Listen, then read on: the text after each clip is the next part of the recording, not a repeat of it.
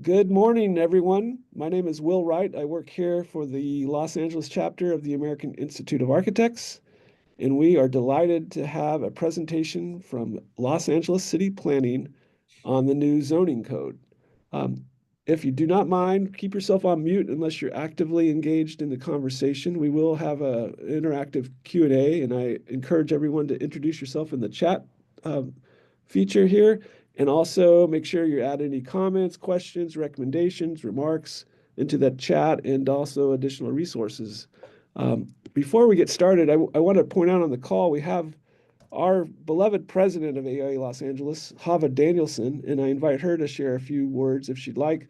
And we also have the co-chair of the AIA LA Government Outreach Committee, Carlos Augusta Garcia. So I encourage both of them to just say a few quick words.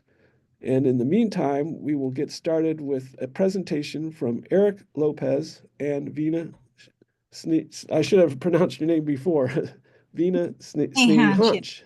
Mhm. And they are both with LA City Planning, and they've been working. Eric, you've been working on the new zoning code for probably 10 years plus. So we are Yes, excited to hear from you. And we will. Hello, Hava, you're there now?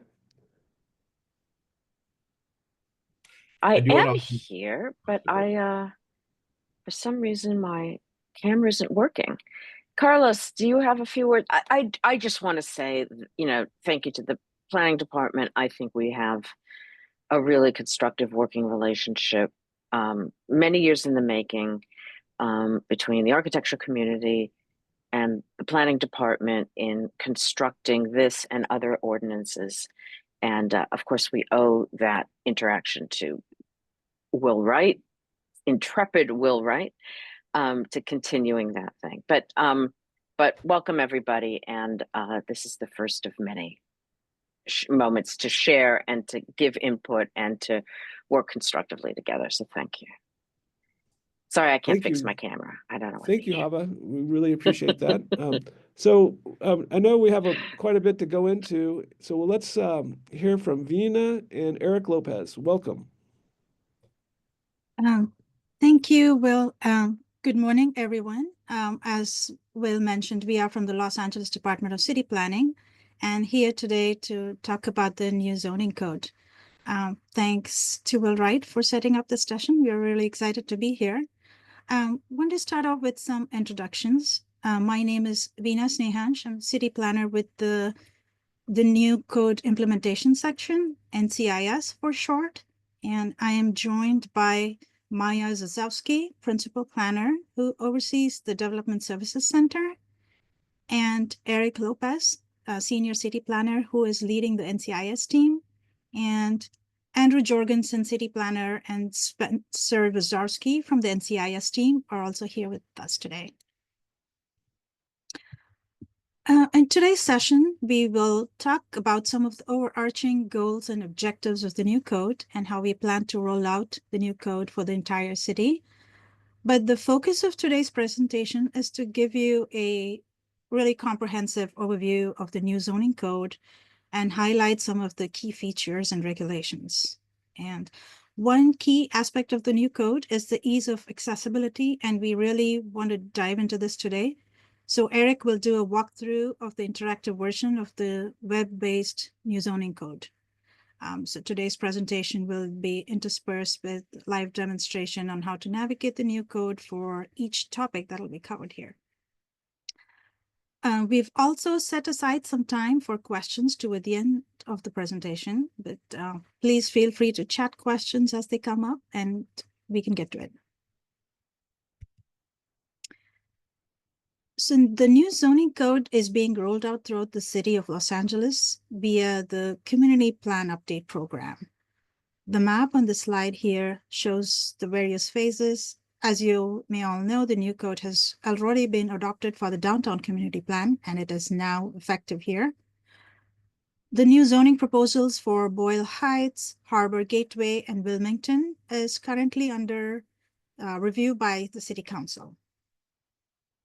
And it is currently under development for several West Side community plans, the Southeast and Southwest Valley community plans, and as well as the San Pedro community plan.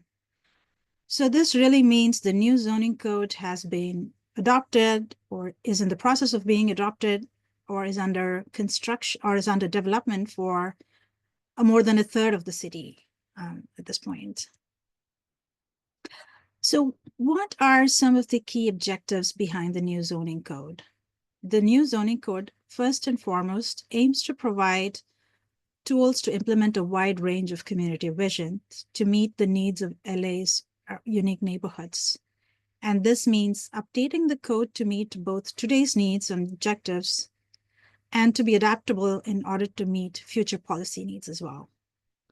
So partly this is accomplished through the modular structure of the new code, which unbundles the regulations into distinct components.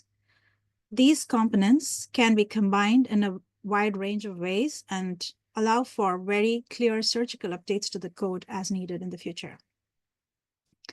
So the new code raises the bar on design by codifying objective standards for what would be found in design guidelines and overlays today.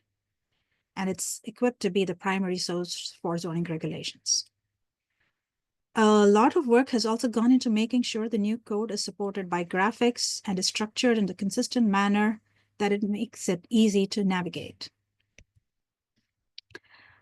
I'd like to highlight some of the key features of the new zoning code and some of the overarching ways it differs from the original code. Foremost is the modularity of the code. In the original code, for example, our zones not only establish use, but they also specify density and yard requirements. In the new code, regulations such as FAR, height, density, setbacks, etc., are independent of use. So there's built-in flexibility for users to change over time within the same building envelope, as market demand for users evolve. The new zone string is typically made up of 5 main components. Each component is referred to as a district.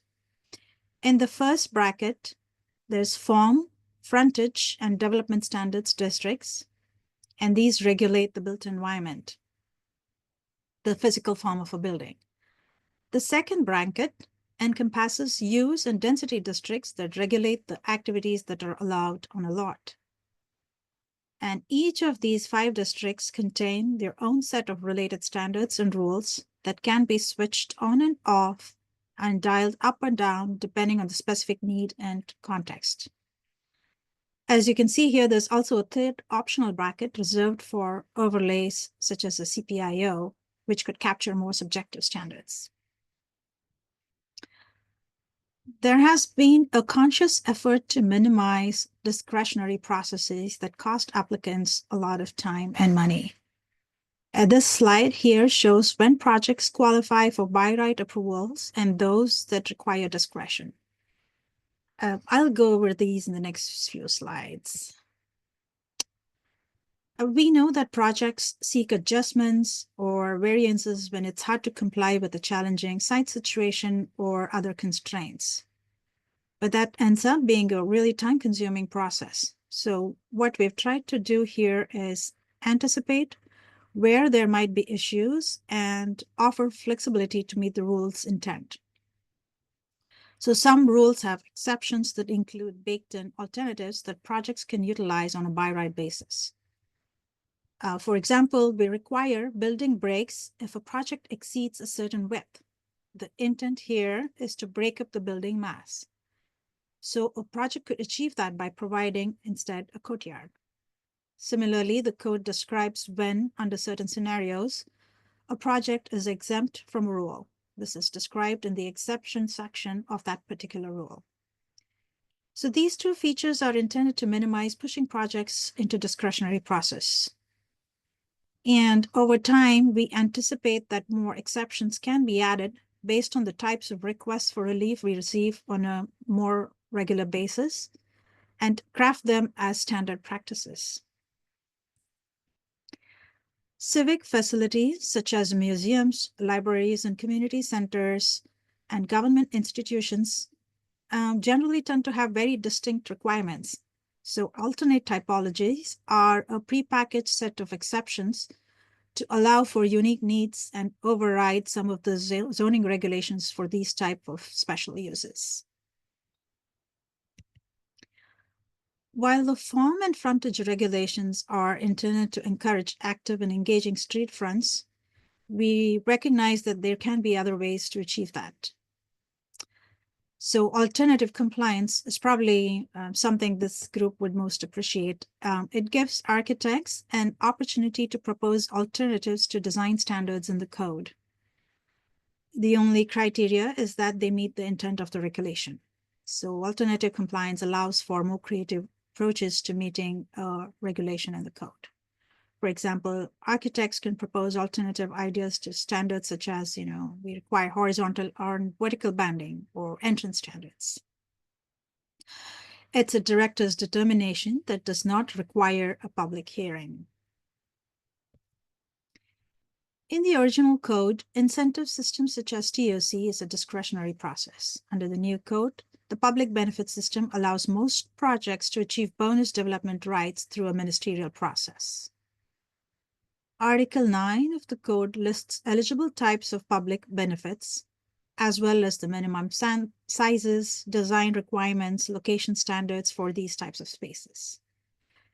So if a project provides any of these benefits and complies with the standards, then it can go through a ministerial review, provided there are no other entitlements involved. Let me now provide an overview of the articles that make up the zone string for a property. The new zoning code, or Chapter 1A of the Municipal Code, contains 15 articles. Within the code, Articles 2 to 6 are the ones that make up the zone string and establish the rules for a property. These are the ones that we'll mainly focus on today. But there are a few other articles to be mindful of. Article 7 establishes alternate typologies, which I just talked about. Excuse me. Article 8 establishes overarching regulations for special zoning and its relationship with base zoning. Article 9 describes public benefit provisions. Article 13 is administration. It's also referred to as process and procedures that many of you may be already familiar with. Article 14 establishes the specific rules of measurement and includes a glossary. And lastly, Article 15 is where the fees will eventually be established by a separate ordinance. As we discussed earlier, the zone string for a property is composed of 5 components, with the optional 6th component being the overlay. Each zoning district is designed to answer one of 5 fundamental questions about the built environment. The first of which is form districts, which generally responds to the question, what should be the scale of buildings be in a neighborhood? Form districts establish minimum lot size and determine the overall mass of buildings. So they regulate things like lot size, building coverage, setbacks, floor area, and building height and width. Now let's go through some of the important regulations under form. Let's start with FAR. Unlike today's incentive systems such as TOC or density bonus, the bonus potential is built into the property zoning in the new code.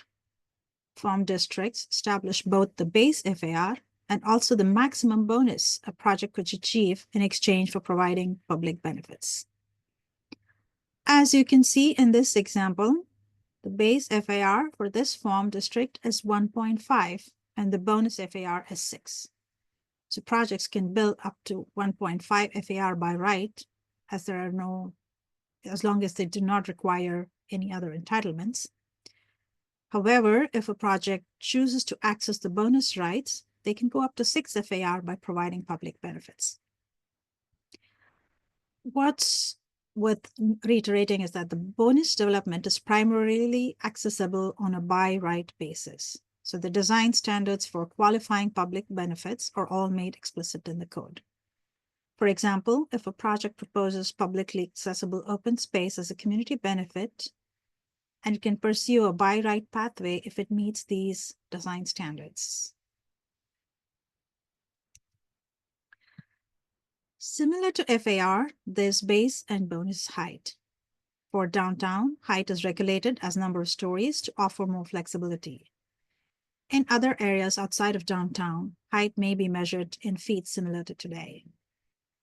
In some instances where we want to see high intensity of development, there's also minimum height requirements. This is applied sparingly in areas close to transit to ensure there's no underdevelopment. I mean, these are areas that gives us opportunity to maximize public investments in transit infrastructure. Form districts also shape the massing of buildings in historic areas, for example, along Broadway, to ensure there are smoother transitions between existing historic buildings and new, taller structures. Buildings are required to step back from the street if they go about 12 stories, as shown in the image here. The character of a neighborhood is not only reinforced by the overall height, but also the width of building. But that's not something we regulate in the original zoning code. And it's maybe sometimes addressed indirectly through overlays. So in certain neighborhoods, the downtown plan applies form districts requiring building breaks to maintain the rhythm of a block similar to that shown in the image on the left here.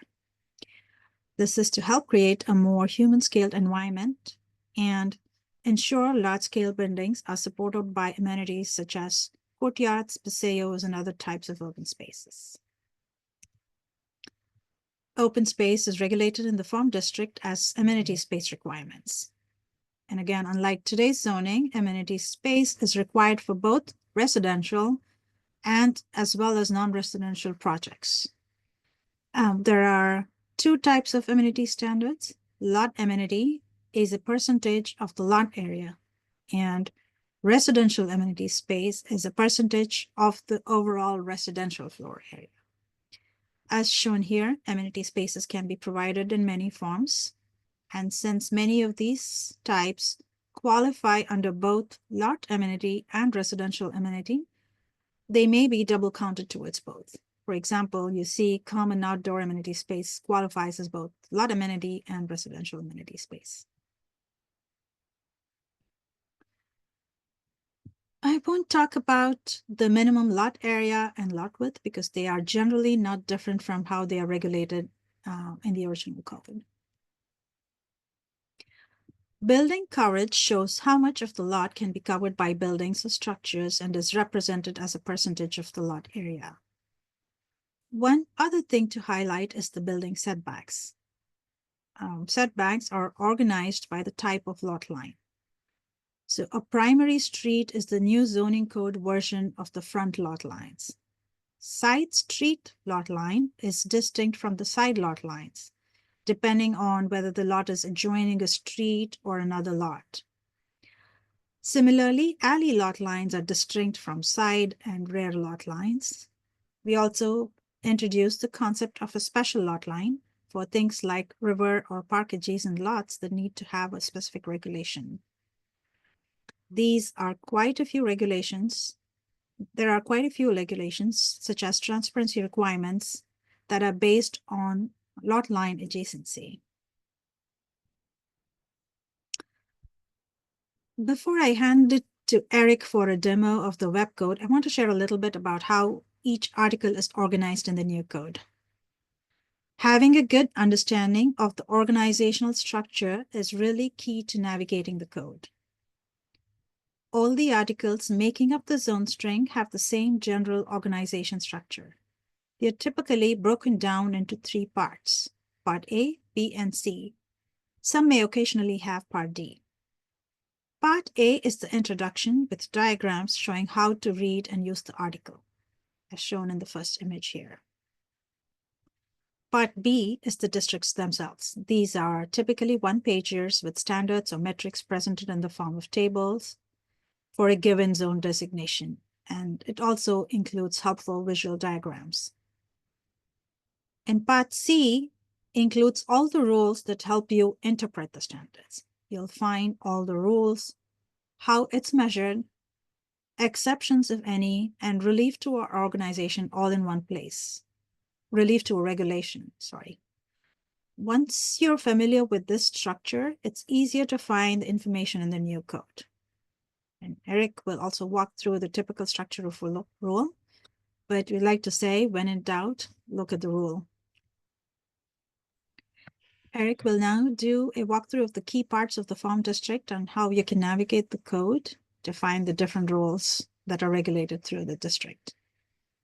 Eric, take it away. All right. Thank you for that introduction. And yes, that is what I'm becoming to known for, is that saying, when in doubt, look at the rule. So what we're showing you here now, and I was showing it earlier if you were in at the beginning, this is our homepage for the new zoning code. We recommend this as the ideal experience of the new zoning code. There's a few ways to browse it.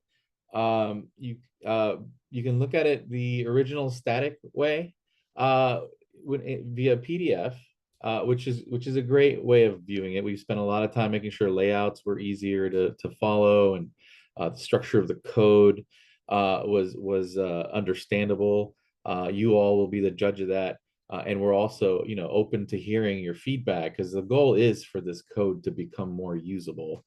And so but you can also browse it now in this interactive manner. And when you land on the page, on the home, on this home page, you'll be met with three main options here. You'll have the search functionality here, that actually incorporates a lot of the more modern search functions. So you can do faceted searches where you can narrow results by zones. We also have the ability of having what we call seeded, or what is called seeded search results, which is similar to when Google has a sponsored search result, so we can promote certain results to the top. If we find people are looking for a specific type of information and maybe it's buried a little further in to the code, we can do that or point them to write-ups. Then you can browse the zoning code, which is, I would say similar to the current experience, but I would say more enhanced. And a big part of that is the fact that when we thought about the structure of the code, and you might have heard Vina talking about parts, within our articles, and then also we have divisions that we've introduced into our particular chapter of the zoning code, or of the municipal code, I should say. That allowed us to make our section levels a lot more meaningful. Then we have the third option here, which is the more I would say innovative option that we have, the part that we're most excited about. So if you type in an address or an APN into the property, you can actually get the tailored search results for that particular property. So in this case, I'll go with 201 Figueroa, Fig Plaza, and clicking on search. It'll take a second because it's going to be talking. Are we supposed to be seeing anything on this? Because we're just seeing a page, just says front page. It just says homepage? That's Yeah, all we're we're seeing the seeing. homepage right now, Eric. Okay. Yeah, I was just showing you the columns on the, so the column all the way to the right is where, so the left column is the search, the middle column is the browse, and the I right can't column. see anything, and nothing is shown. Yeah, we can see it though. Everyone, we can see it. Okay. I can see it. You're now step one, enter property information is what we see now. Sure. Sorry for the technical difficulties there. So what's happened now is our system has talked to Zemus and actually identified there are two 201 Figueroa. So you type in similar to Zemus, where you just do the number and the street here. This will let you know that there's two of them. So we'll pick 201 North Figueroa. Then it will then you click on next. And now it's going to give you three options for the level of detail that you'd want for your report. For now, I would recommend the middle option, but the left option here is really just the district pages that apply to that property. But while everyone's really learning the new code, I think what's most beneficial will be this middle column, which will give you those district pages plus the rules that support them. And then the third option really is more like where you essentially have a code for a piece of property. It doesn't get rid of all the other provisions that may or may not apply in these other articles, like Article 1, Article 8 through 15, but it does drop everything else off in terms of the zone string itself. So for now, we'll select the middle property report here, and then agree to the terms and conditions. We're actually working on ways to get rid of this extra step here. Then we can confirm the information that we're getting. So 201 North Figueroa Road tells us what the zone is for that property and what we're going to get in our report.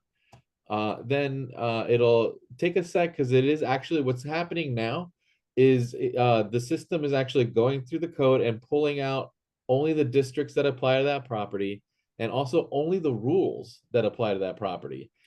So I think that's important here, because we have a few different ways of measuring height, and they're not, like Vina said, our regulations is a menu of regulations, but they don't all have to get used at the same time. So, there's the switches and knob analogy that she had mentioned earlier. There's a lot of stuff that's switched off for this property. So what you'll get here is the form district itself, and then the rules for it. So let's go to Florian height. So you'll see it skips this section and drops off, and it just and then leaves off all the other ones after 2C43. And then so you have here the ability to go through each of the parts of the code. We also include the alternate typologies that they might be eligible for that property. In this case, it's the institutional alternate typology that Vina was referring to earlier. Any particular overlay, we don't include the actual overlay itself, but we do include the rules for how the overlay works. And then in an appendix, we include a ZMIS summary. So we don't give you all the ZMIS information, but we do give you the most pertinent ZMIS information that would have an impact on the regulations that you're looking at. Any sort of public notes or bulletins or interpretations, memos, or any FAQs that were associated with the sections that we did pull for the report. You'll also be able to download that particular zoning report, which right now we're actually working on an automatic PDF generation tool. But for now, we have a workaround while we work out the changes that occurred with Adobe. And so once that happens, right now it's just going to pull all that information and put it into one. And it's going to take a second because it's pulling a lot of information at the moment.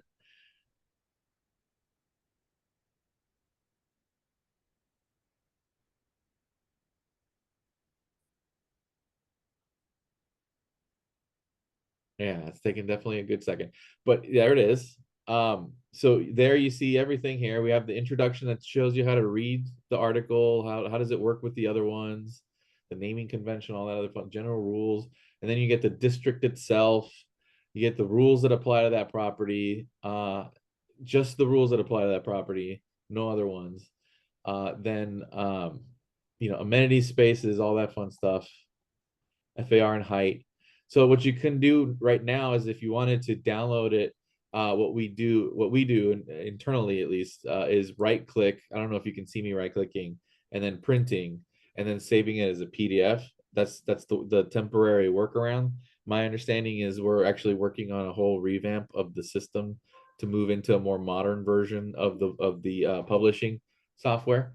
Oh my, hold on a second.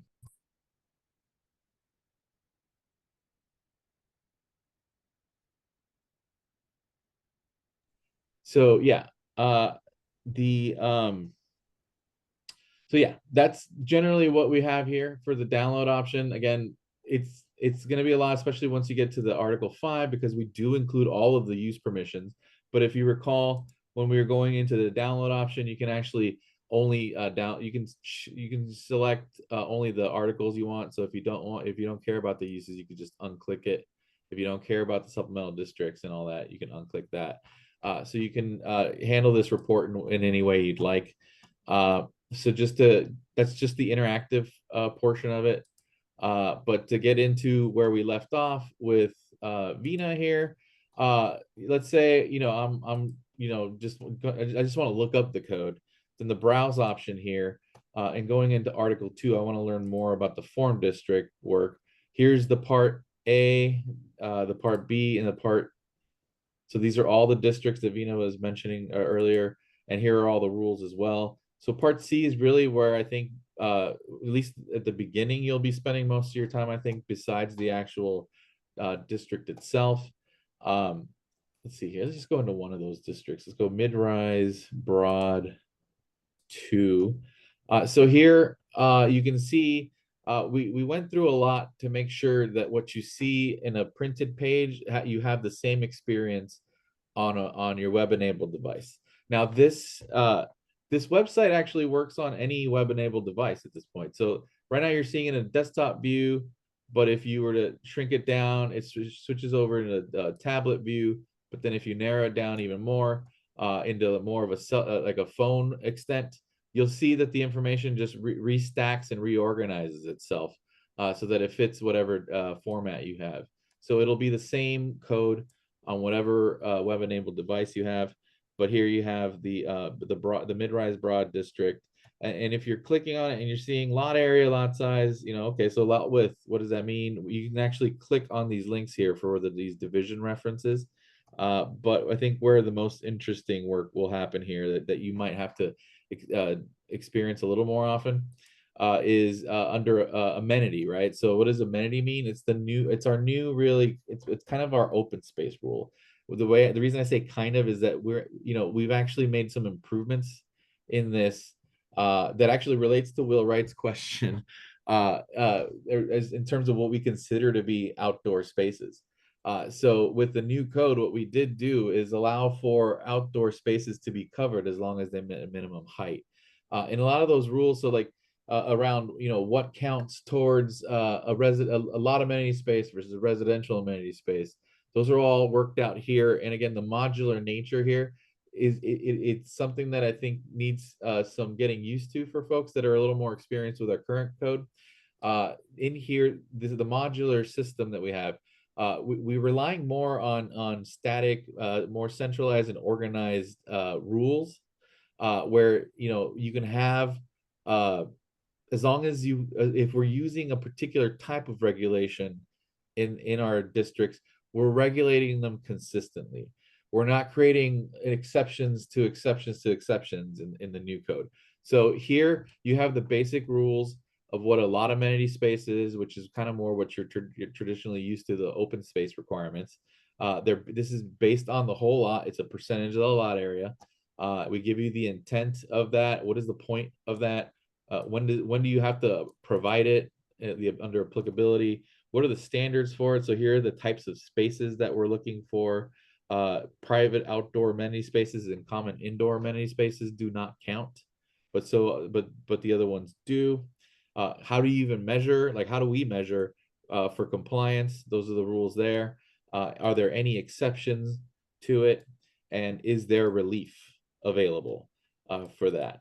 So that is a lot amenity. It's very similar for residential amenity space, except for all the ones that applied before, plus the private outdoor amenity space and common indoor amenity space. This is a percentage based not on the number of units now. This is based on the total floor area. So we're trying to remove the disincentive to provide more units. So going through that again, you find all the rules, but then there's different types of spaces like we mentioned here. The rules for those are in the next section down here, and where we outline what each of those amenity space types are. And so what is an outdoor space considered, all that other fun stuff. All these things here now are also, they have their own level of detail for each of the options that you do pick, and those are in the following section as well. So here are the actual design standards for each of the types of spaces. And this is what I was referring to earlier. What does it mean to be an outdoor space now? You can be either enclosed but not covered, or you can be covered but not enclosed, and also have a minimum of 1.5 times the depth of the covered area. So we try to give as many scenarios as we could based on what we've learned over the years of what works and doesn't work around outdoor amenity.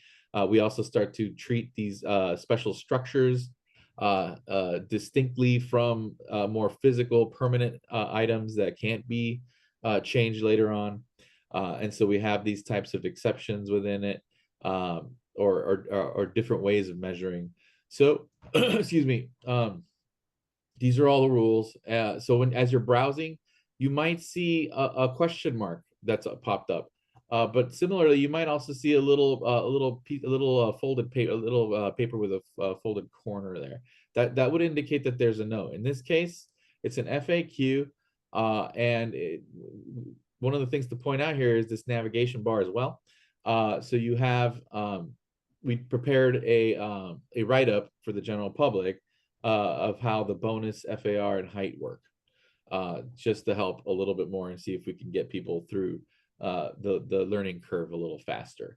But if there was a public note, this would open up and you'd see the option here of either an interpretation or some sort of other resource we might be providing. And we also have use finder, which will make more sense in a little while. But for now, going back to the navigation bar, again, these are the regulations that you'd be dealing with. So you can see here, there's a few different ways of measuring height. We measure it in feet, we measure it in stories, and then we anticipate adding a few more options, especially when we get to the hillsides. We're going to measure based on a view shed around City Hall. So this is what we needed in downtown. You'll see that for most of downtown, this particular rule will just be left off of a property report if you do generate one. So, when you click on an image, it does get bigger in case you wanted to maybe copy and paste it.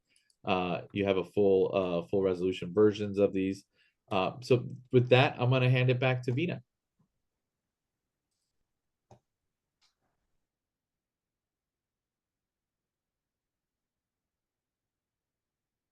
Thank you, Eric.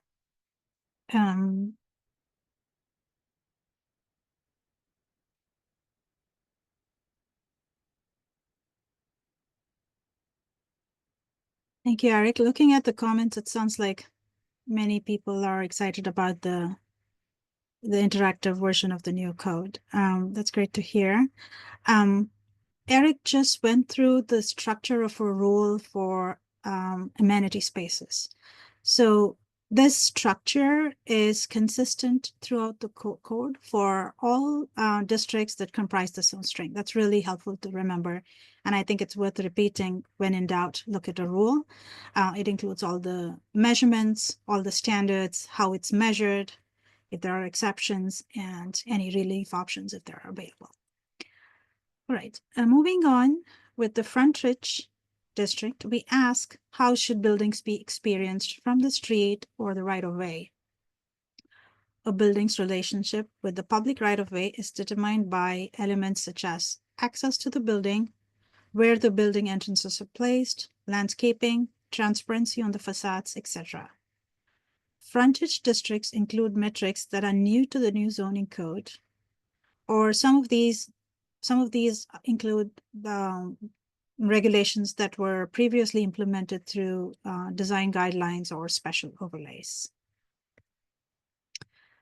Frontages regulate the placement of a building in relation to the street. As you know, a building separated from the sidewalk by a large parking lot is not a pleasant experience for a pedestrian. Two key new regulations in the frontage district are the build-to width and build-to depth. And these two work together. Essentially, they establish how close a building should be placed in relation to the sidewalk or a required building setback. Shown here on the screen is shop front 1 or SH1 frontage. And for the primary street lot line, building width is specified at a depth of 5 feet for 90% of the lot width. Another way to put it is that for a 100-foot wide lot, 90 feet of the building width must be located within 5 feet of the lot line, assuming a 0-foot setback.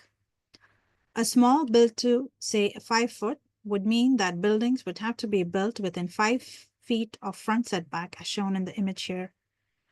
It's primarily to maintain strong street walls, and that also means vehicular access is more likely to be taken along alleys or side streets. In residential neighborhoods, however, where privacy is a consideration, the build-to requirement is a little higher to offer more flexible placement and allow for buildings to be buffered from the street with landscaping or fencing. As I mentioned earlier, one of the important components of the new code is that alternatives and exceptions are built into many of the standards themselves. And this is to provide flexibility without forcing a project through a discretionary review. The pedestrian amenity allowance is one such example. A project can incorporate a pedestrian amenity, and that space will still count towards the build-to width to a certain percent. So in this example, up to 20% of the build-to width can be stepped back further than 5 feet if the space is designed as a pedestrian amenity space. And this can also count towards other requirements such as building break and amenity space requirements. The frontage district also outlines landscaping requirements. It specifies minimum area for planting and as well as permitted types of fencing. Planting area is regulated as a percent of the front yard area. What's considered a front yard in the new code is described in Article 14. And Eric will go over this in more detail shortly. The frontage also regulates the type of fences and walls that are permitted within the front yard. For example, the shopfront 1 frontage here specifies A2 fence type. This frontage is generally applied along corridors that allow for a mix of uses and facilitates things like outdoor dining while still allowing for a visual connection between the street and the front yard. Something to keep in mind is a project may choose not to provide any fencing at all. There are additional types of fences available in the code. A1 prohibits any type of fencing on the property. Within downtown, this is applied in areas with intense commercial and retail uses, and where we want buildings to directly engage with the public realm. A2, which we just talked about, is meant to replicate today's basic fence and wall standards within the front yard. A3 is generally required in areas where security is more of a concern, and A4 and A5 are reserved for areas where intrusion of noise and other such negative impacts to ground story users is more of a concern. So activation of the public realm becomes secondary. While a consistent street wall is an important part of a building's frontage, the treatment of these facades also contribute to the street experience. The frontage district sets minimum transparencies and entryways to ensure adequate area is devoted to doors and windows. Transparency is regulated as a percent of the building facade area. As you can see, the ground story requirements are typically higher since that's the portion of a building closest to the street and therefore has the most impact on the adjacent streets, whereas the upper story requirements are typically lower. The diagram on the right here shows the standards and rules for transparency. It specifies things like the level of obstruction that's tolerated, and in some cases, the window could include a display area. So this describes how far it needs to be set back. Entrance requirements in the code are also tailored to promote pedestrian access and pedestrian safety. A majority of the frontage districts in downtown require a street-facing entrance. In addition, the code also includes rules to ensure frequent entrances along street-facing facades. For shopfront 1, the maximum entrance spacing is 50 feet, meaning there should be an entrance for every 50 feet at a minimum. And this number could vary in different neighborhoods. Eric will now demonstrate how to navigate some of the modern zoning rules regulated through the frontage district. Eric, please go ahead.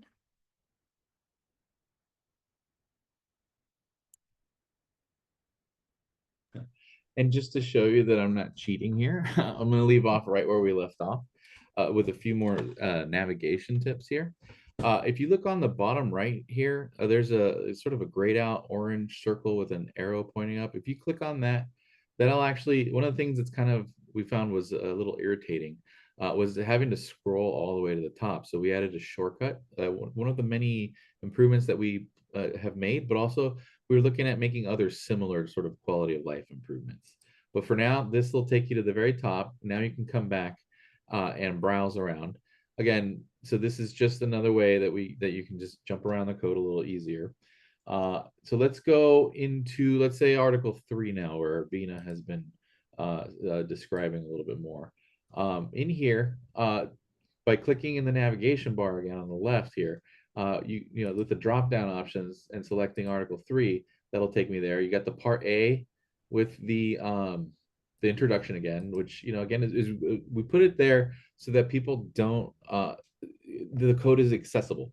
We don't anticipate everyone will always be using it, but it's there in case somebody needs it, how to use the code. But here we'll go into the, at least my favorite so far, Shopfront 2 district here that we have as an example.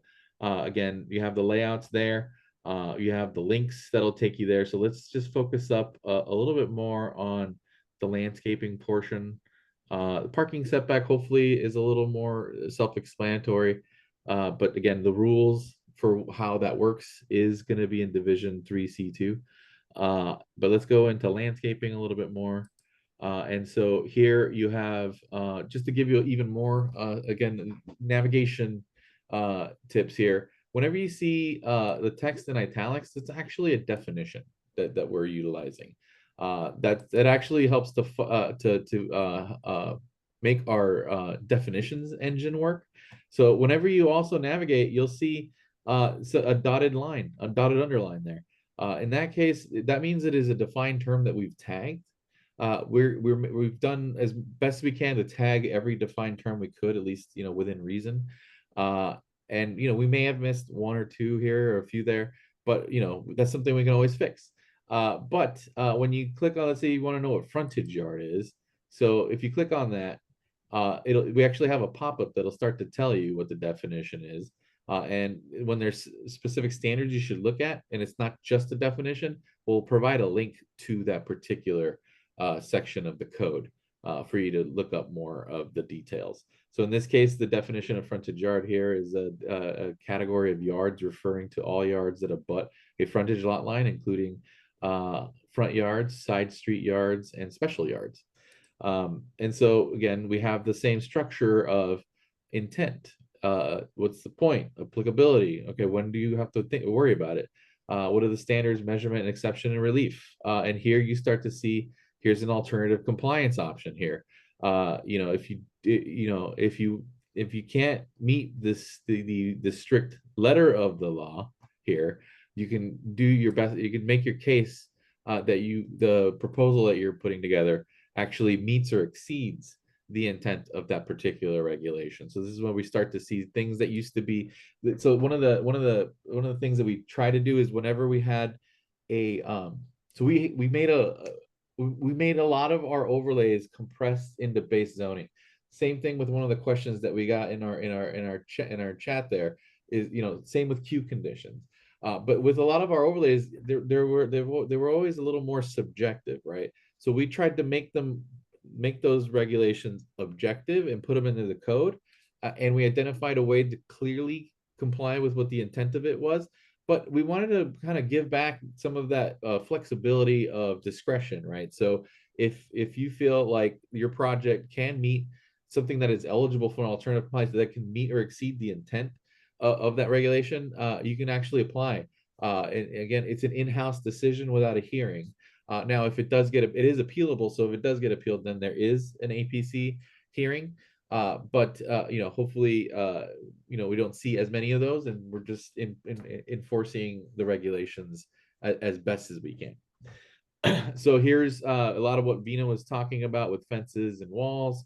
You start to see the regulations and the standards around the you know, when we do require the fences and the fence types that Vina was showing you earlier, and then how we measure for those particular standards in those options. And, you know, moving on to that, we also address, this is one of those interesting ones where we have general frontage rules here with Part 3C, and we also have character frontage rules with Part 3D there.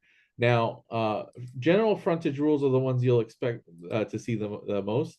And again, here especially, as I expand each of the divisions to all their sections, you see the importance of our on and off switches. You'll see here the whole menu, the suite of regulations that are available under frontage, which is really where we've been trying to do over the years with overlays, is pretty extensive. And we do not anticipate using all of these all the time, right? We're trying as much as possible to have as much of a light touch on this, especially to allow for more creativity.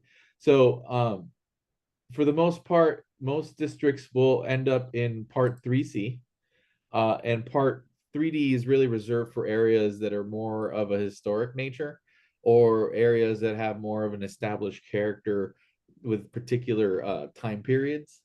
And so I think one of the other things to point out here is that we also have like Vina mentioned, we have the frontages that are typical, but we also have like what we call dual frontages here, where you might face more than one type of special type of lot line. So this is where we special lot lines start to come in. So right now we have the alley market and the alley shop front for downtown LA. And we also have the character frontage where we have historic core and daylight, but now we also have a variant for daylight. So it's a character frontage, but it's also dual at the same time, because this is around the arts district where for the river adjacent properties where we still want to keep some of the standards. And this really just carries over a lot of what the old Rio overlay was trying to do, but in a more it's now just integrated into the zoning rather than having to have the compare and contrast exercise that we're all used to. Just going into this and navigating around, you'll see there's lots of options, but if we ran that report again, which I believe I cleared out, yeah, I did clear out, it would drop off all those rules that don't apply to that property. So if you do run a property report, you might not even really deal with very many of these over time, especially under character frontages. I think just in the interest of time, I'm going to hand it over to Vina for now. Thank you, Eric.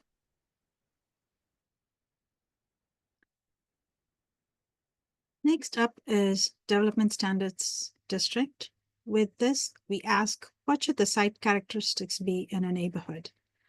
So these districts are all about setting the ground rules for how development interacts with the public realm. They ensure that the new projects provide adequate pedestrian access, manage vehicle traffic safely, offer sufficient parking, and also create a visually pleasing environment with appropriate signage. The new code introduces two types of standards. One is contextual and the other is citywide. Contextual standards, as the name suggests, are regulations tailored to different characteristics of a neighborhood that exist in our city. Citywide standards, on the other hand, include baseline requirements for all developments across LA. The text in gray here shows standards that are contextual and vary by neighborhood. For example, pedestrian access regulations respond to the neighborhood context. There are also standards and regulations that apply citywide. They could vary, but they're not really tied to a neighborhood character. For example, screening requirements vary based on what adjacent uses are and not really tied to the character of a neighborhood. These are the ones that you see highlighted here in orange text and include things like bike parking, screening, grading, lighting, among others. Standards that are tied to a neighborhood character are packaged as development standard districts to suit a variety of contexts, such as more urban or suburban context. The one on the slide here is Development District 5, which is applied for the majority of downtown. They regulate standards such as pedestrian and vehicle access, parking ratios, development review thresholds, on-site signs, site elements such as trash receptacles, and more. Let's take a look at pedestrian access. Historically, we've focused on automobiles and access to automobiles. but pedestrian access is at the top of the hierarchy in the new code. However, different neighborhoods have different pedestrian needs, and therefore the code includes different options, each tailored to a specific context. For example, pedestrian access package 1 requires the most direct connection from the sidewalk, requires an access way for every entrance to ensure buildings are tightly integrated with the surroundings and actively engage the public realm. Package 2 has a similar pedestrian focus, but to a lesser degree. And there are similar other variations of these access types. And similar to pedestrian access, the code also provides automobile access packages that regulate vehicular access. The goal is to balance vehicular access with pedestrian safety and comfort. The code team worked closely with LA DOT to develop these regulations. Again, here there are a range of access packages with a spectrum of options. Packages 1 through 3 are designed to be from most pedestrian-oriented to the least. The regulations cover things like number of access lanes, the lane width that's permitted, the separation required between drive aisles, and also includes rules around whether drive-throughs are permitted. Required parking and parking ratios to different neighborhood needs are also established here. And Eric will go over this in a little bit. As we touched on earlier, one of the important goals of the plan is to make sure it's safe, comfortable, and convenient for people to walk in downtown. Generally, we think of this type of infrastructure as public space. But how can private developments contribute to this goal and enhance the pedestrian environment? The development standards build upon the regulations in the farm and frontage districts to reduce conflicts between pedestrians and vehicles. One key aspect of the downtown plan is it does not stipulate minimum parking. So this allows flexibility for projects to provide parking as needed. The code also addresses the design and treatment of parking garages. The new code provides the ability to zone for different kinds of wrapping for parking structures. Some districts require that parking structures be lined or wrapped with active uses for reasonable depth to promote active uses along streets. This is to ensure that parking structures are integrated into the urban fabric and they don't detract from the pedestrian experience. Development districts applied in downtown also require that parking structures have flat floors and minimum ceiling height so that they can be converted to other uses at a later time. Regulations on parking lot design, circulation, paving materials, as well as lighting and screening requirements can also be found here. The code offers packages that regulate the size, type, and placement of signs on a property.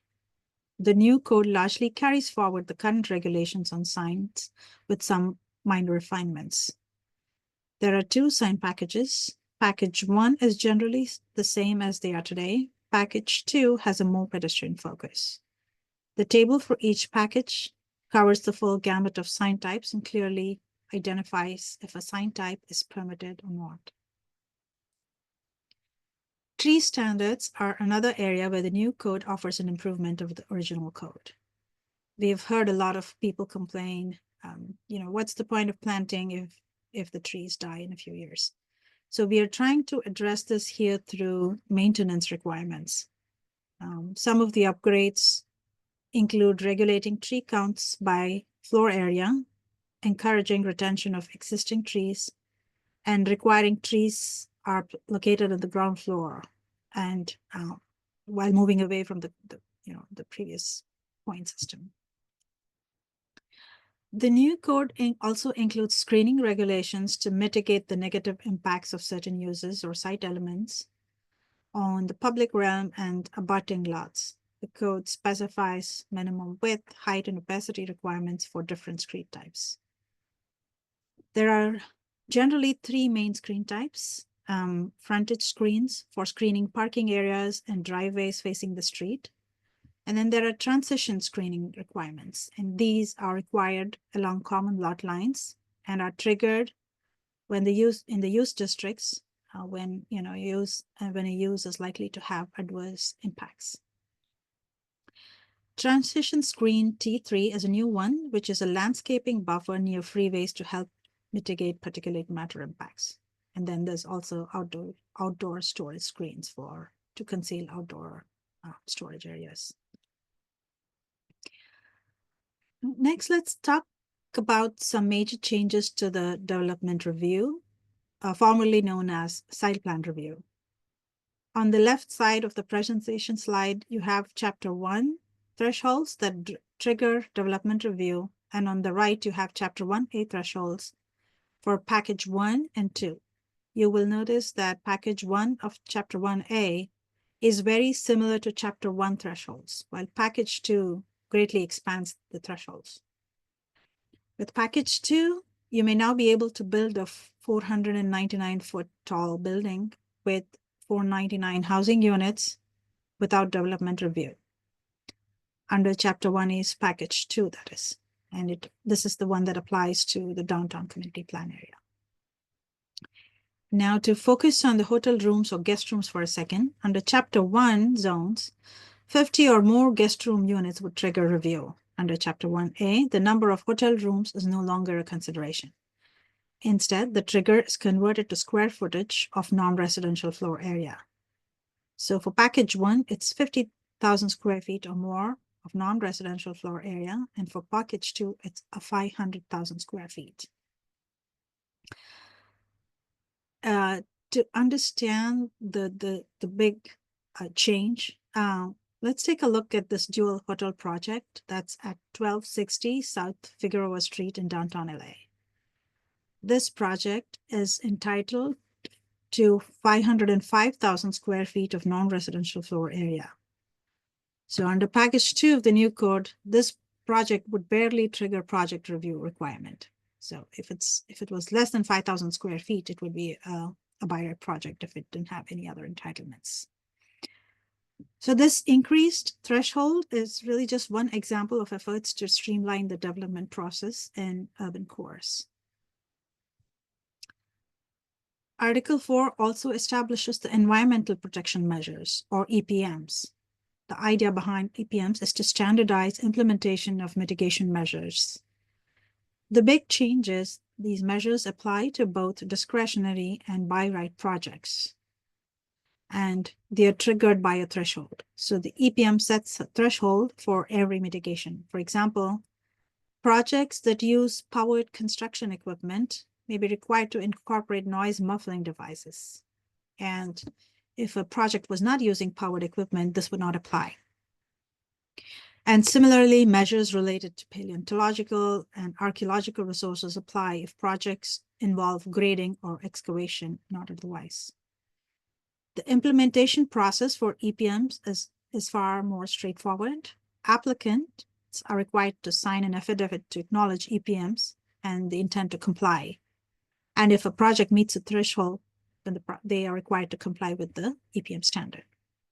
EPMs can now allow more projects to become by right, and discretionary projects can also potentially go through CEQA much faster than in the past. Eric will do a brief demo of the Development Standards District. Note that this is a little bit different than the other two districts in that the regulations that are tied to a property zone string, and there are additional rules that generally apply to any property, things like grading and lighting. Yeah, so Article 4, again, I'm going to navigate to it, going to drop down in the navigation, the tool, the table of contents tab, going into Article 4, you got the Part A, which is typical of our zoning district articles. Then you have Part B that has all the different zoning districts themselves. In this case right now, we only have District 5 and District 6.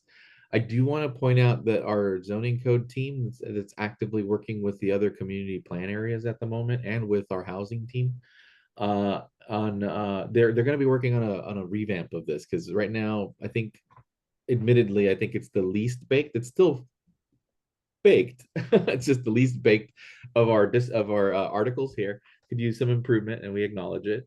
The most commonly used, you can see here what Avina was just discussing earlier. The most commonly used development standard district in downtown is District 5. And you see here the items that she discussed. These are essentially what, again, she referred to as the contextual standards. So you'll see that it looks like there's not that many that would apply here. But again, these are just the contextual standards. There are still, as noted below, there are still additional rules that apply within Part 4C, which are our general rules there. So just to go into that, I want to give you all a sense of what's covered in here. We actually started increasing the priority on pedestrian access. Right now, it feels like a little bit more of an afterthought than we'd like in our current zoning code, but we've made up for it over the years with a lot of our overlays. So we've pulled in a lot of that work and incorporated into the code. We made it the first thing. So we wanted to prioritize pedestrians. And right now what we have are some fairly pedestrian friendly packages that we prioritize here with packages 1, 2, and to a certain extent 3. But 4 is kind of what you would see that's closest to what we require today, only in that it's not as intensive as the other ones are. So we go from most pedestrian friendly to least pedestrian friendly right now. We might at some point maybe create a package 5. I don't know. We'll see how it goes. We also have automobile access. So after that, we talk about, well, how do vehicles act? So that with pedestrian access, how do pedestrians access the site? And now we talk about how do vehicles access the site. And this is actually something that we worked really closely with the Department of Transportation with the hope that we would actually prevent conflicts. So if you have a project that's going through it, this should be very consistent with what DOT is going to require from you. In fact, we worked so closely with them that I believe we incorporated some of the content that they were going to do in their own standards. It's now just being carried by the zoning code itself. So this is an example of where our department's working with other agencies to make sure that you don't have layers upon layers of regulations as much as possible here. So we worked closely and created these different access packages depending on the different types. So you see here, they're triggered based on the type of street that they are, and whether whether you're allowed access to it or not. There's a certain priority when you actually look at the rule for limited that you can see under the measurement sections. Then again, the number of access lanes that would be allowed per the lot width for Boulevard Avenue, Collector, you see here, an alley. And then the lane width itself, making sure pedestrians, and this is going from even this with automobile access packages, most pedestrian friendly to least pedestrian friendly. So in this case, we wanted to limit the extent that people are crossing driveways as much as possible, especially on our main streets. As much as this package 1 again is the most pedestrian friendly. So essentially, like what it means by limited, it's like, well, you can only use these if you don't have an alley in which you can access vehicles can access the property with.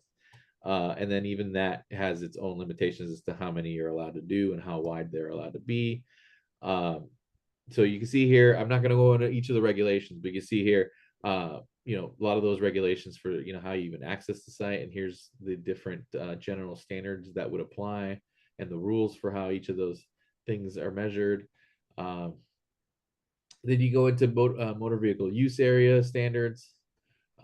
Pretty much it's really just like drive aisles and loading. Yeah. And drive-through facilities. And so all the rules for that. Bicycle parking really is just a carryover what we have today, but reorganized a little bit more. So hopefully it's easier to do. But I think really what you'll be, I think I don't know if you're excited about it or not, but I think the parking requirements tend to drive some of the design here, pun intended. So here we hopefully have a more responsive system for the city. We actually have a series of parking packages going from A to E. So A is no parking is required. You can provide it, but no parking is required. Then you go into E, which is 100% of what we require today in the original, sorry, today, what we require in the original zoning code. And then from there, it's really more of like if you go to D, that's about 75% of the parking requirement in the original code. 50% is C, and then B is 25% and going down to 0% for column A. And also we did as much as we did everything we could try to standardize the parking ratios per 1,000 square feet or per type of unit, in this case, lodging unit or literally unit. But that's generally how we have parking. We also standardized it based on the uses that are established in Article 5. So again, trying to make sure that we were internally consistent as much as possible. So these are all defined terms that you can actually identify in Article 5. What does home occupation mean? What does home sharing mean? What do all these things mean? Those can be found in Article 5. So we have the regulations, we have the measurements of how we do it. Something that might be exciting for you all here is under our exceptions for use modifications. We actually did incorporate here what we consider to be one of the most successful parts of adaptive reuse. It's a citywide standard now. If a building is historic or building is at least 25 years old, there is no additional parking that is required for the change of use itself. So that's pretty exciting there. But we carried over some of the original exceptions here for parking as well. And then we also have alternative parking strategies, which can serve as a separate, like you can actually determine a whole other parking requirement if you're willing to do studies. So this is kind of like, this is the one I'll spend a little more time on. So I'm glad I saved us a little time on the last one. So parking, transportation demand management, TDM, right now is just a port of the regulations. I know there's been a revision in the works for a little while. So we carried that over generally. For plants, we highlighted our protected vegetation, making sure people understand that applies. We shifted our required tree parking. I believe Vina went over that a little bit, but just the big takeaway there is we have a big emphasis on the protection of existing trees now, and trees are now required based on floor area, all that other fun stuff. But we also include all of the the plant and design installation as well. Standards around that, making sure we have enough root ball width and depth, and how to plant them so that we can actually, so these plants will actually grow to maturity. So a lot of provisions just going in to make sure that we have more vegetation in the city. Fences and walls, I think it's pretty straightforward. We allude to the frontage yard fences that we established in Article 5 because we wanted to make sure we had a complete accounting of all of our fence requirements. And here's all the standards for that. Screening standards, again, part of the fences and walls, the different types that we actually found that we had something like 40 different screening standards in our code, and they were all slight variations of them in the original zoning code. We actually consolidated and streamlined and created these packages that are more consistent now, and they're referenced consistently throughout the code. So other parts of our zoning code aren't going to also establish, with the exception of Article 3 for frontage fences, they're all going to refer into this pool of fences. So again, it's that idea of consistency as we roll this thing out through the city, so we don't have have to revisit the question, well, how do you measure this if it's in this scenario or this, or if it's in this other part? It's now just all in one place. Transition screens as well. Then we have grading and retaining. Grading is really reserved right now. We're really going to see that when we get into the hillside projects. Retaining walls is a port of our existing ones, but we'll also have another more, I think, could we consider more responsive retaining wall system for our hillside areas, at least the single family neighborhoods. And then outdoor lighting and glare. This is one of those where we actually hard coded some environmental standards to ensure compliance. We actually worked with oh my gosh, the name of the laboratory, Berkeley Labs, up in up north. They we worked with them on a lot of the lighting and glare standards, and we also made sure we worked with our Department of Building and Safety staff and with their guidance. I think with some identification in your window details and your materials, you can just demonstrate compliance through the types of materials. We tried as much as we could to use the industry standards, so that you don't have to do any special research or anything. You check the stickers on your windows. It'll check for any kind of glare issues here for that. Lighting is really just is pretty simple. Is making sure that they're shielded and pointed down and not just completely open bulbs. So the glare standard is what I was really referring to. Signs, can't vouch for it too much. We couldn't really make any significant changes to this, but we did try as much as possible to reorganize this a bit more. So we have general standards that apply to all signs, temporary sign standards, offsite sign. Then we have on-site sign regulations and sign packages. Is where we start kind of getting a little more tailored. Sign package 1 is meant to reflect the sign requirements of the original zoning code, where we couldn't do much. We did make some slight improvements, but not much. And then sign package 2, which is really an aggregation of all of our overlays. We actually spent a lot of time going through them and figuring out what like a mean regulation was, and try to create a package so we wouldn't be reproducing the same thing over and over again in different ways. So package 2 is really the more pedestrian oriented sign district, or sign package, I should say. And then sign package 1 is more of the auto oriented one. That's the way it kind of landed. So the signs that are allowed based on the package and how you measure them. And then we actually go into each of the sign types and try to provide as much of the regulations. Because I think by the time somebody's like doing a sign, they probably know the type of sign that they're trying to do. So here you actually start to get more of the regulation.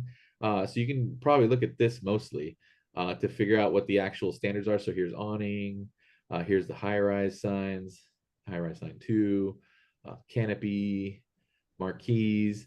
So we start to diagram them out. We start to create definitions for them. We start to create standards in more of a table format. We start to include the sign packages in pedestrian signs. So you can see here, there's a more emphasis on making sure that the information is more digestible. But in terms of what actually results from it, sign package 1, we had to keep mostly the same, almost entirely the same. I'd say about 98% the same, with the 2% improvement, I would say. And then, don't quote me on those numbers, just kind of, yeah. And then sign package 2 is really where I think it reflects a lot more of the recent work in our overlays.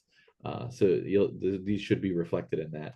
And then to skip ahead, site elements is kind of like our kitchen drawer, our junk drawer, and for lack of a better phrase, but it's just really where we put a lot of the more of like the site stuff around roof mounted equipment, ground mounted equipment. This is kind of where we start getting at what Will was asking about in the chat.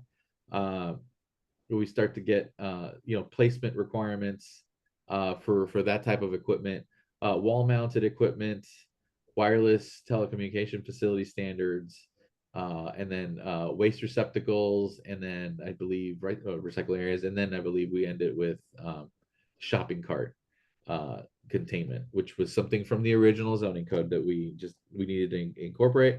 And now we got environmental protection, which is really referencing. Here's where you'll see your like an actual note. So if you click on that, this will send you to it'll give you a PDF. We're actually working on making sure this link is hyperlinked. Right now, that's a functionality we're improving. But if you copy that URL there, if you can see it, you can actually paste that into a browser and get the actual EPM handbook. And then here's the development review article where we have the threshold packages that Dina had discussed.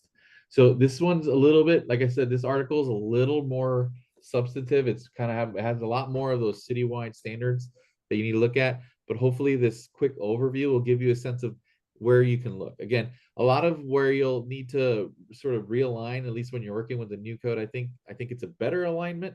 But again, you'll be the judge of that. But I think it's a better alignment. There's a bigger logic to how we organize this information. There's a place for everything the way we set it up, and we can always create new places if a whole new topic has to come up. So with that, I'm going to hand it over to Vina.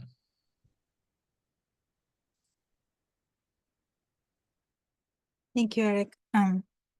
So this is use districts as one of the last two sections that we wanted to cover today, but a really important one. And with the use district attempts to tackle the next fundamental question of what activities should be allowed in a building. The organization of the use article in the new code is quite substantially different from the current code, but you'll find that it's way easier to navigate. The reorganized hierarchy system of listing uses makes it easier to understand what's allowed. In addition, rules, definitions, and how regulations are measured apply in a clear and consistent manner. So within the use table, the uses themselves are broken down into several categories that start fairly broad, like residential, and can get very discrete and specialized, like joint living and work quarters. So understanding this hierarchy of categorization is important because the standards can be applied to at any one of these levels. Another important note regarding these categories is that the order of uses stays the same in all use districts. So it's easier to find the use you're looking for regardless of the use district that applies to your property. Below the broad use category is the use group, which may be further broken down into specific uses. Let's look at the residential category as an example. Here, residential in the gray box is the category of use. Dwelling and household business are the next level down. Note here that household business has a colon and is further broken down, which means that makes it a use group. Dwelling, on the other hand, is not broken down, which makes it a use. The household business use group is broken down into family childcare, home occupation, home sharing, joint living and work quarters, and live-work uses. And each of these uses are defined in the new code. And definitions for every listed use can be found in the use definitions section, part 5D of the Article 5. These definitions are narrative descriptions, and they can really help you determine which regulations apply when there's a lack of clarity. So you'll find qualitative descriptions, numeric thresholds, and also illustrative examples for various use categories to help make a determination. The next part of the use district table is the individual permission levels for a given use. These show what types of approval is required. Any permission level can have a star added, which means there are additional standards that are required. P means it's permitted. A double dash indicates it's not permitted and may require a zone change or a variance. CU 1, 2, and 3 means the conditional use permit of that class is required. S refers to a special use program, and we'll talk about that in a little bit. A minus and A plus means the most or the least restrictive adjoining zone applies, but this is typically only seen in relation to public use districts. Permission levels are symbolized with the key at the bottom of each page, so the legend is always available for reference on every page. Next to the use permissions, you'll find the use standards and their specifications. Some are physical standards, as you can see here, such as screening and can be checked on the plans. But there are also operational standards like hours of operation. These standards and specifications help determine whether a given use can be established on a property. In this example, a home occupation can only be provided in conjunction with the residential use. And the permitted hours are from 8 a.m. to 8 p.m. The rules on what exactly constitutes a conjunction with use is defined in the general use standards located in division 5C.1. Some uses may be subject to supplemental standards. As you can see, supplemental standards are listed under the broad use categories such as residential, commercial, light industrial, etc. These standards may also include findings when a conditional use is required. The other important use standard you'll come across is the special use program, shown with an S designation in the permission level. These programs are detailed and prescriptive set of performance standards and may include supplemental procedures or findings, incentives, or special documentation such as covenants. I think one of the main special use programs that most of you will be working with is the inclusionary program. I won't go into the weeds of this today in the interest of time, but happy to answer any questions on this later. I have a really brief section on density districts before we wrap up. With density districts, we ask, how should population be accommodated? Density districts show residential density using a primary numeric system, which makes it much easier to determine density at a glance. The new code includes two types of density districts. One that regulates the number of dwelling units by lot area, which means the density permitted depends on the size of the lot. And one that stipulates the number of dwelling units by a lot, meaning that no matter what the size of the lot is, the limit's always the same. For example, if the number of units allowed on a lot is 1 unit per lot, it's designated as 1L. But note that there are no density limits in downtown. It's basically the floor area ratios that will influence the density here. I would like to briefly go over the differences between the terms dwelling units, housing units, guest rooms, and lodging units. There's been a lot of confusion around this, and we've tried to clarify the definitions here. In the original code, a dwelling unit and housing unit are used interchangeably. In the new code, though, dwelling unit is a more generic term. Any residential unit with more than 30 days of occupancy is a dwelling unit. So a dwelling unit could be a housing dwelling unit or an efficiency dwelling unit.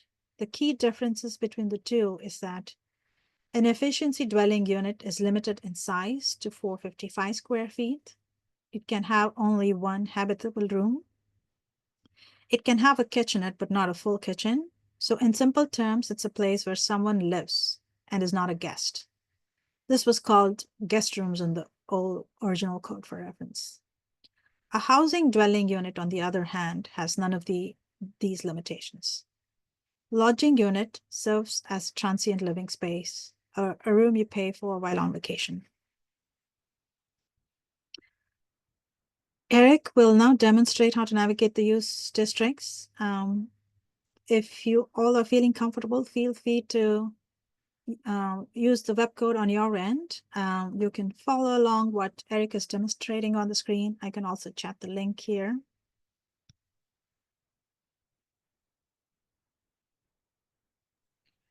So yeah, just to get into this, I think Vina went over a lot of great detail on how to read the code and how these tables. So a lot of it really just comes down to the districts themselves.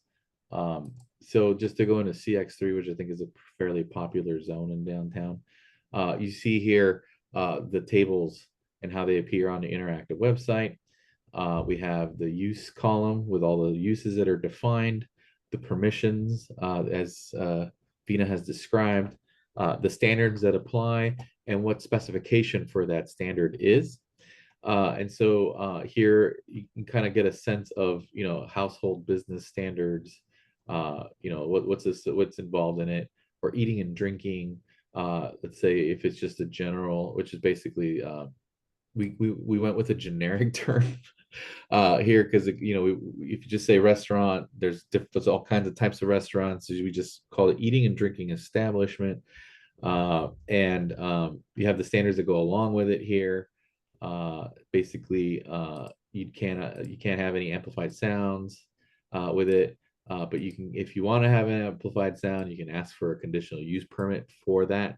This is part of the indentation that Vina was referring to. If you see relief is indented from a standard, that means that it only applies to that particular standard. But if you ever see relief not indented, then it applies to all of the standards associated with that particular use type. And so here you have alcohol service, where we have the different requirements for it. Again, we separate that out. There's a special, so the permission is actually just set by the program itself. And so the program actually relies on a map to tell you, and that is information that is given to you in ZMIS. You go to the section 5C33 for the alcohol sales program. It'll tell you, depending on what you're mapped. I believe most areas are mapped this way, but the areas around Skid Row are zoned for as alcohol sensitive areas. So essentially, alcohol retail is not permitted, and any alcohol service requires a CUP. Everywhere else, alcohol service is permitted, and retail itself is allowed through a conditional use permit. So here we actually have standards around restaurants and bars. Is around the LA Live area, where we actually allow bars to be by right. And similarly, we can also this also has is more permissive around live entertainment. So there's a lot less restrictions around that particular district. So we have a full spectrum from most restrictive to least restrictive here of the packages. If you're more familiar with the restaurant beverage program, these are these two core columns that have been incorporated there. We just added one more restrictive option and one much less restrictive option on either end. So going back to the district itself again, you're going through and it's like, okay, fine. These are uses and what they're called. Great, fine. But like, what does that mean? You can go to our part 5D to actually start pulling up definitions. So let's just go to general commercial and find what alcohol service actually is here, and what general eating and drinking general is. So we give you those definitions of what they are, but okay, well, that's not what I'm not, eating and drinking doesn't roll off the tongue, right? So, but like I'm a restaurant, you can actually go into the use finder tab here right now. Just a note for everyone right now, if you're in a report, the use finder tool isn't popping up. It's a bug that we're fixing. So stay tuned for that solution soon, hopefully, for that fix. But if you were to type restaurant, if you wait a sec, like if you wait a second, you'll see that it's inferred responses. So all of the 1,400 plus uses that have been interpreted over the 70 plus years of the original zoning code, we actually use those to determine what these new names should be. We started bundling like uses, and that's actually how we determine those use columns or those use types in the zoning code. And similarly, we actually worked really hard with our zoning administrator, our Office of Zoning Administration, on making sure that we sorted all of those 1,400 plus uses into their right categories or their right groupings. So in here, you click on restaurant and you hit submit, and it'll tell you the different types of uses that restaurant can fall under. If you're just a simple restaurant, it falls under eating and drinking general. But if you're any of these other variants, let's say if it's catering accessory to a restaurant, then there's a commissary kitchen use permission that you'd have to comply with. So yeah, hopefully this helps. This is meant to help facilitate folks that are more used to the old terminology. So like my favorite one is actually chinchilla raising or keeping, I should say. So that when I submit it, it tells you it's chinchilla keeping is animal keeping pets. So that's the category it falls under. So yeah, going back to the navigation again, we have the rules again here. We did as much as we could in those tables to standardize a lot of the regulations we've had over the years. So we have the accessory to requirements, we have the incidental to, because there is a difference, and in conjunction with, there are differences here, I promise, for why they're distinct, any size limitations that might apply. And we try to include again all the standards that you might see on that table. So size, tenant space, size, dwelling unit, average. So you'll see all these standards, location, hours of operation, screening requirements that might be required for the use, enclosure standards, separation from other types of uses. Here's the amplified sound restriction that we mentioned earlier. So you'll see here, again, this is why Vina said earlier, my favorite thing to say lately is, when in doubt, look at the rules.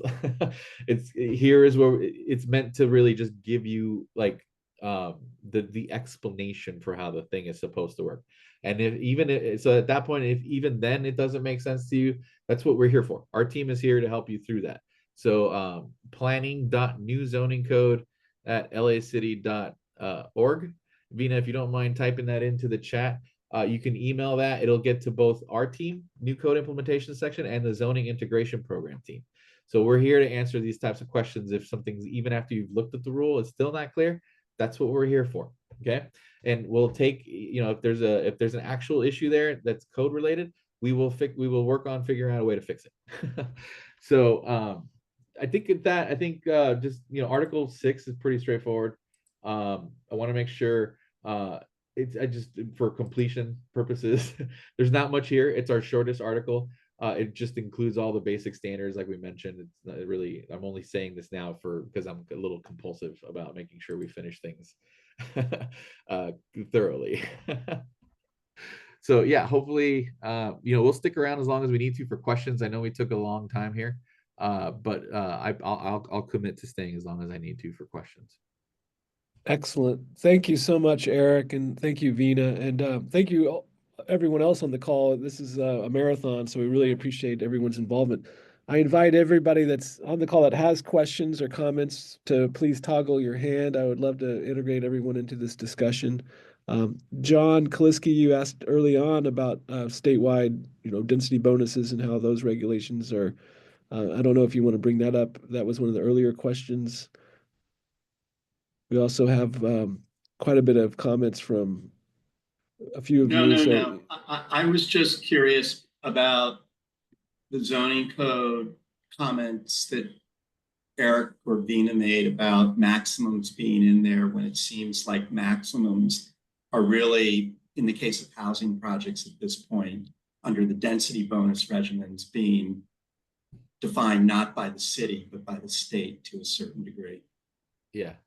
John, it's good to hear your voice again. Yeah, I think that's a challenge that we're trying to tackle right now. I mean, obviously, I think in the early days of the code, there was a little more freedom for us to do that kind of thing. I still think there is. Right now, the housing team has been working through this, and the solution they've landed on were alternate typologies.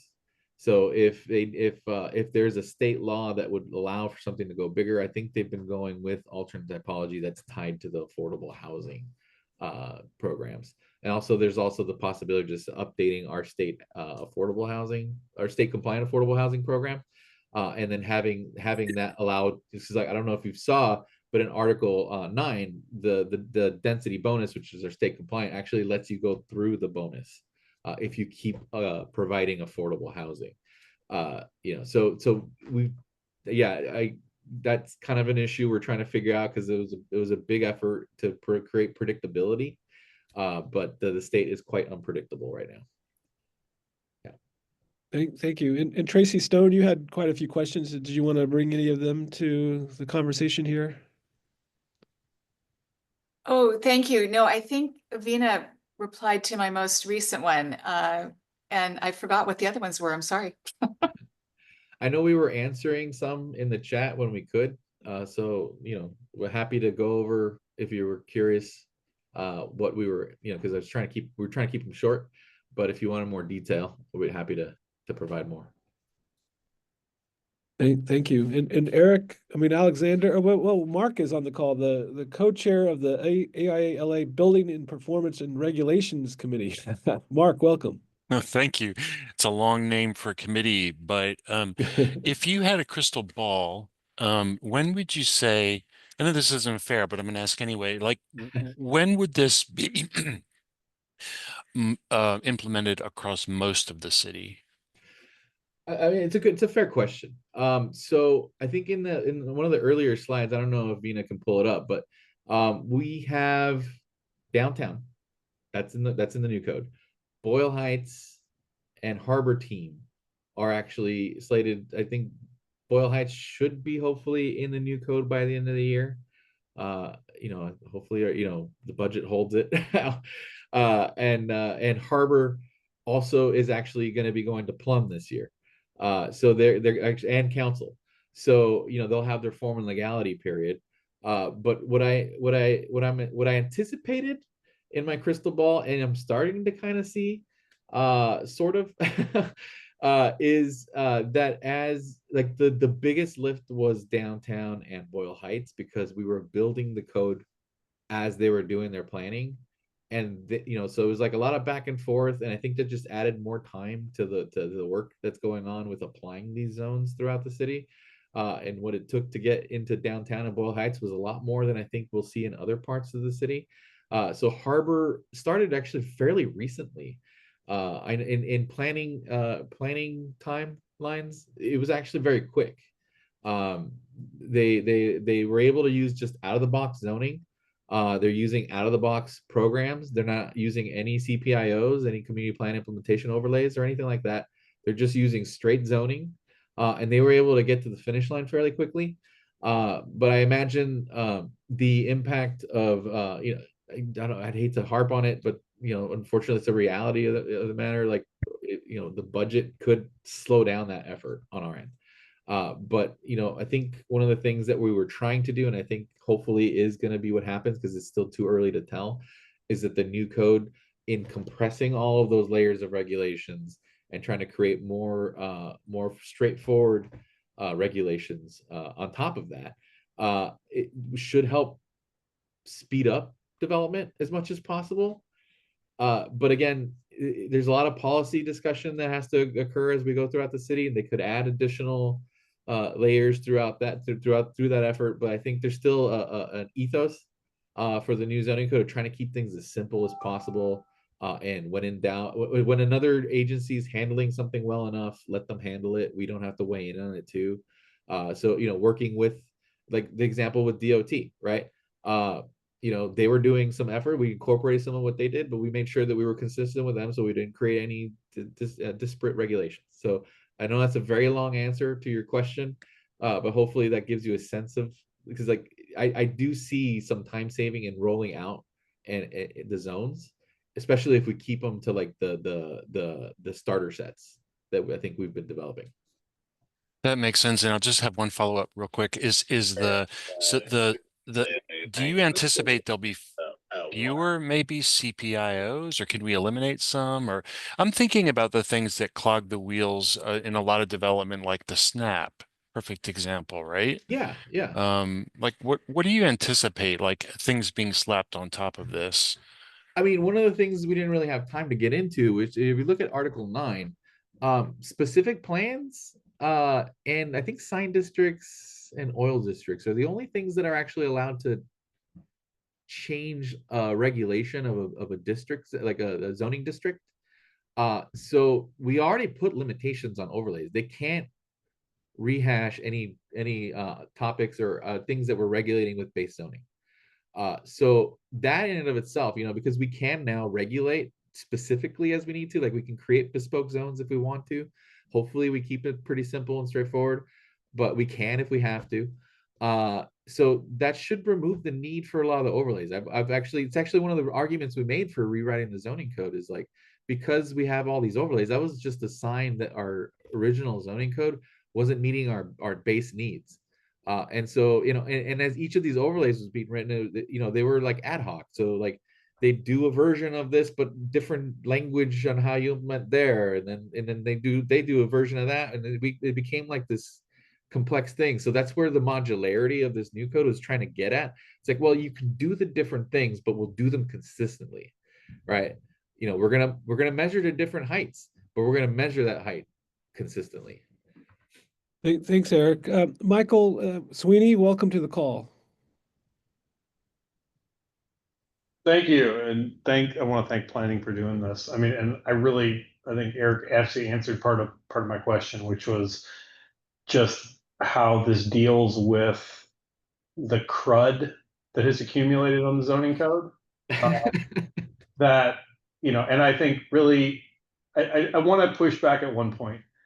We didn't get the community plans done when the budget was good.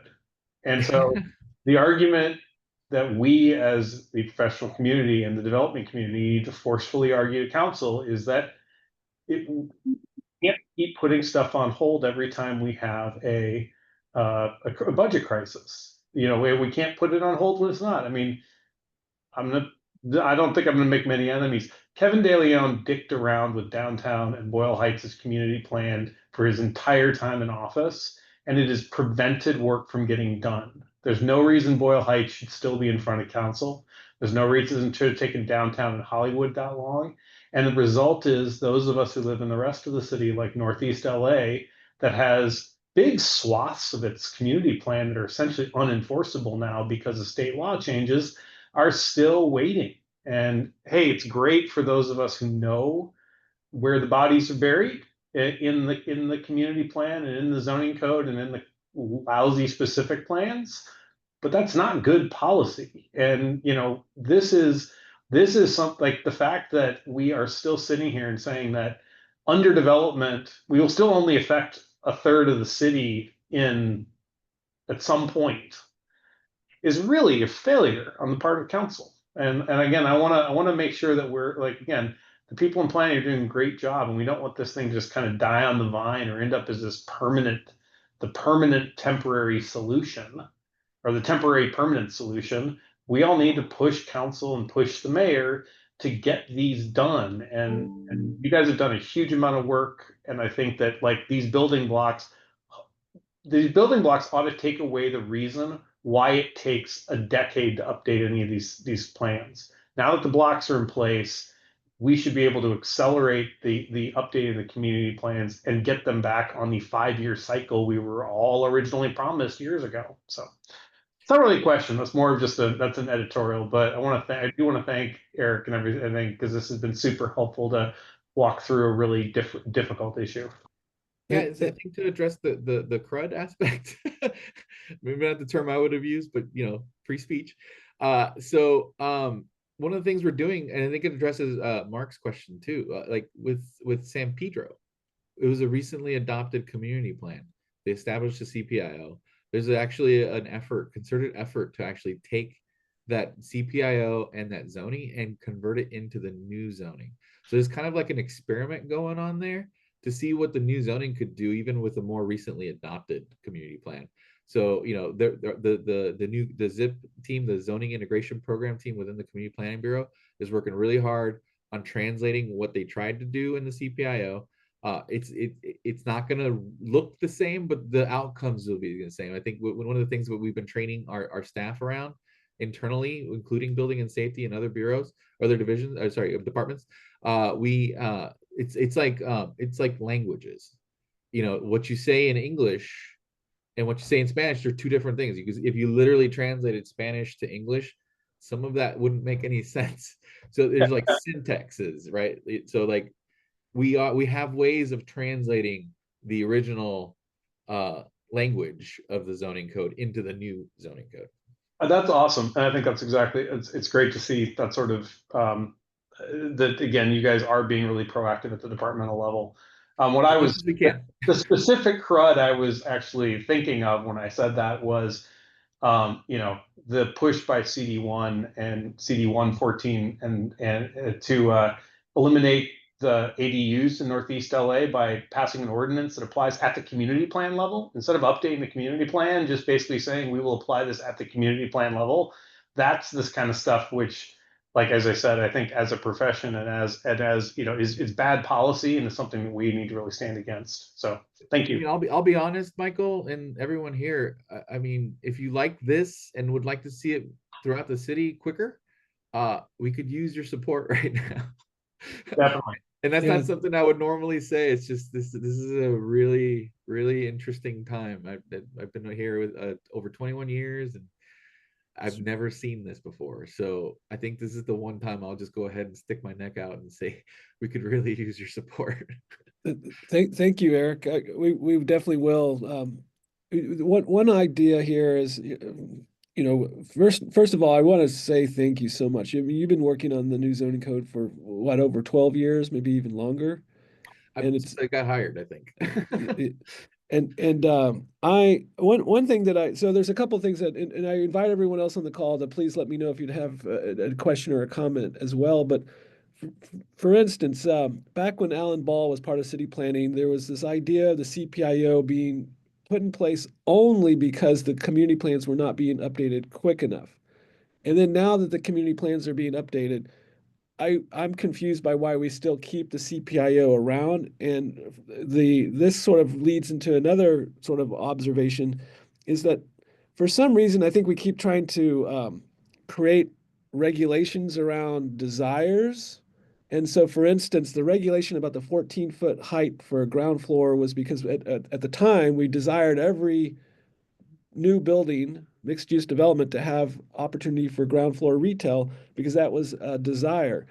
And what I'm curious about is when desires change, how can we immediately update the zoning code so that we're not trying to regulate something that is no longer desired or desirable?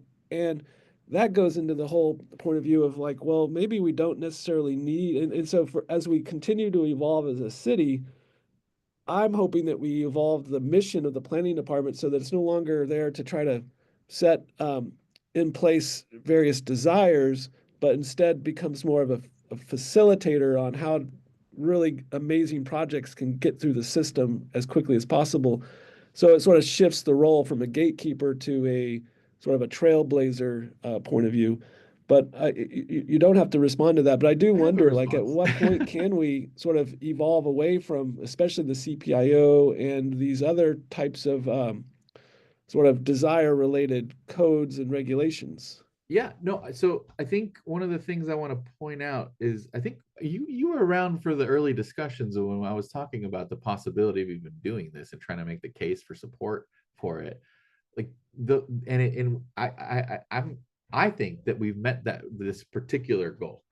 The goal of this new code was to be as responsive as possible to changing visions and a variety of visions.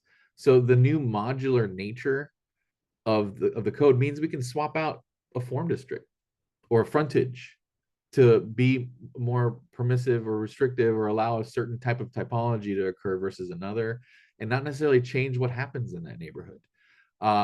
Similarly, we can start creating, like, maybe because we have a lot of commercial corridor, maybe we start shifting. This is more of a policy thing, right? We start shifting more towards a node system of commercial nodes, so we don't have these sort of inconsistent use patterns. But these are all things that could be done by this new code.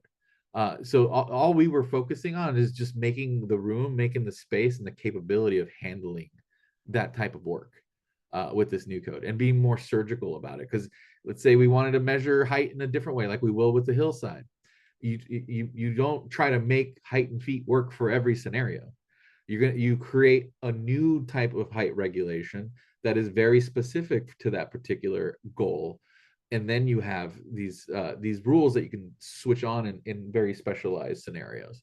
So, like, it's the code itself and the modularity of it. That's why we emphasize, like, not just meeting the challenges of what we have today, but it's the challenges that we know we have in the future, but also the ones we don't know.